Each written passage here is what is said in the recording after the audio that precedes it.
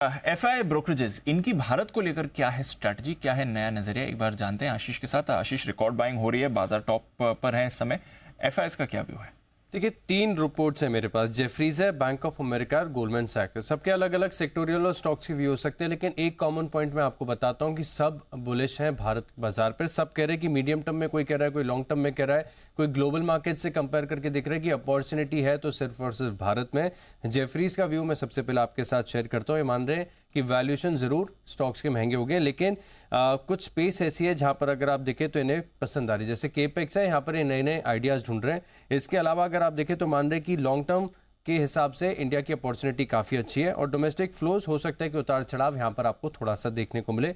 Bank of America मान रहे हैं कि केपेक्स से जुड़े हुए जो शेयर है यहाँ पर आपको गिरावट देखने को मिल सकती है, लेकिन जो राज्य लगातार वेलफेयर स्कीम्स अनाउंस कर रहे हैं इसका फायदा सीधे तौर पर कंजम्पशन पर आपको देखने को मिलेगा। रिटेल है, फुटवेयर है, अपैरल है, लगेजेस है, ये रडार पर आप रख के चल सकते हैं। और गोल्डमैन सैक्स का भी मानना ये है कि मध्यम अवधि में भी ग्लोबल मार्केट्स को आउट परफॉर्म करने की ताकत रखता है भारतीय बाजार।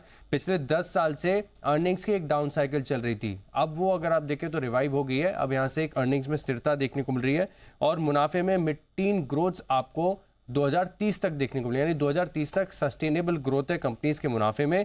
इनको पसंद आ रहा है ऑटो, रियल एस्टेट, केमिकल्स और इंडस्ट्रियल्स। यानी एक बात साफ है कि सब के सब हैं बुलिश भारत पर। सबके सब हैं बुलिश भारत पर, और हम देख ही रहे हैं इस समय बाजार भी आपको आज फिर से नया हाई बनाते हुए दिखे।